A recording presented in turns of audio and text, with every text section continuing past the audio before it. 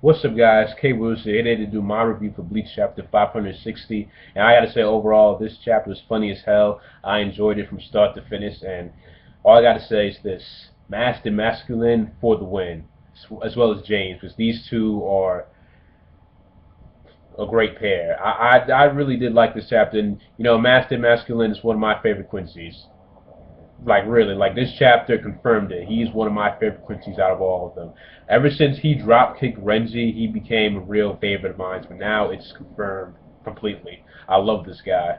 So in this chapter, it starts off with Mask realizing that he sees Renji and Rukia, but he doesn't know that it's Renji and Rukia. He just sees these two figures. So he decides that he wants to go over there, challenge some more fights. And Suhei stops him with his chain, saying, "Hey, you don't go anywhere." Even though he was down, Ikaku was down, and the dude that was on Ikaku's squad, he was down too. I don't remember his name. Like I said, too many characters in Bleach, too many names to remember.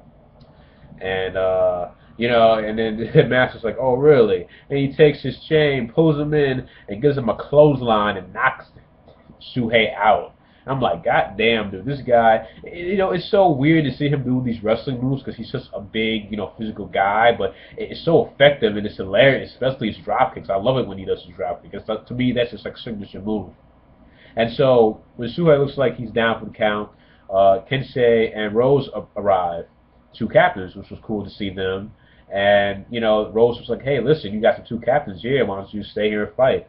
And, Mask, he loved the challenge. It's like, all right, let's go. And Kensei, he wasn't playing around this chapter. He actually he went to Bankai, and it's cool to see his Bankai because you guys remember way back we saw it before during the Aizen arc where he fought Wonder Ice, but we never got to saw the ability, or we actually saw that fight.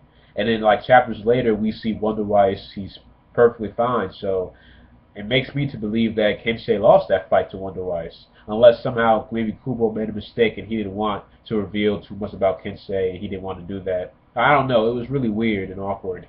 But we see this Balkan, we see his ability because when he releases Zanpakuto, anything that it cuts, it explodes. And also when he goes to the Bankai form, all that power is concentrated to his knuckles.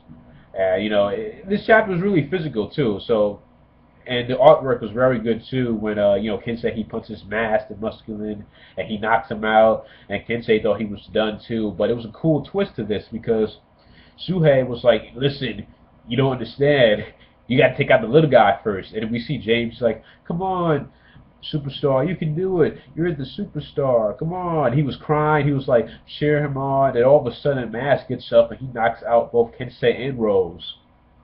And then we find out that his letter S stands for the superstar, and he is the superstar.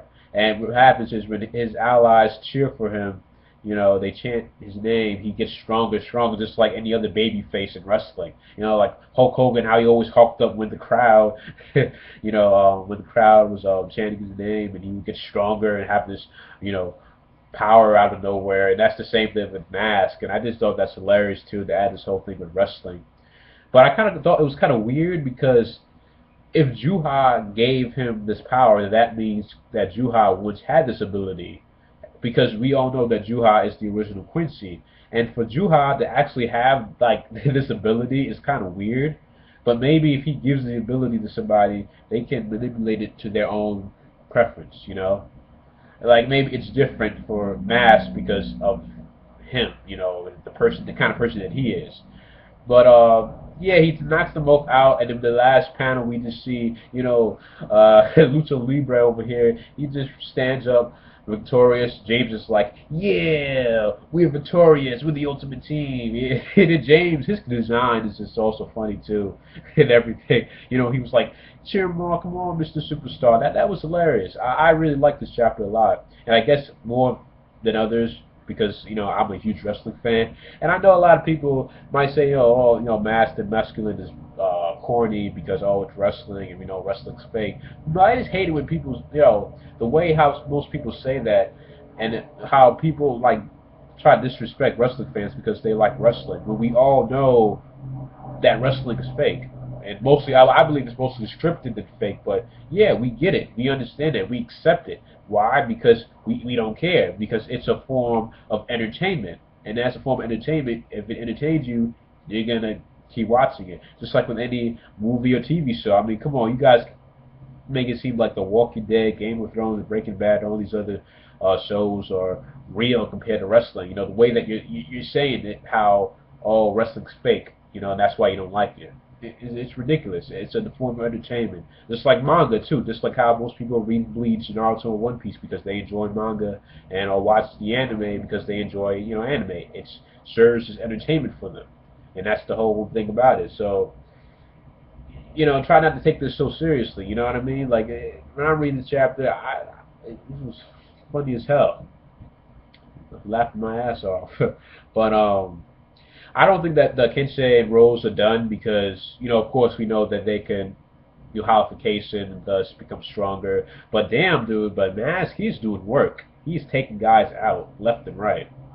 And I don't know if maybe Reggie might come in, get his revenge or something, but I hope we see more that from Mask, other than the fact of doing all these wrestling moves, like maybe some Quincy moves, like Quincy arrows. I would die laughing if he makes an arrow and he forms it to be like a steel chair, and he just hits people with it. Oh, that'd be too crazy. But one vision I had while I was reading the chapter, I'm like, what if James has the ability to multiply himself, and in one panel we just see a whole hundreds and thousands of James behind Mask, and then they're cheering him on, and he hulks up like no other, and he just goes ham on everybody, and he needs to do the atomic leg drop, he needs to do a power bomb, suplex, the works. If you're gonna go all out and making this guy a real wrestler, then by all means he needs to do all the moves. But overall, I did enjoy this chapter. I really did like it. I really think Master Masculine is a cool character, along with James. What are your predictions for next week's chapter? What you like about this week's chapter? You liked about it, disliked about it? Thanks for watching this review. Thumbs up and all that. Subscribe for more with videos, and I'll see you guys later. Peace, and have a good day. And remember, Master Masculine for the win. Always. Forever.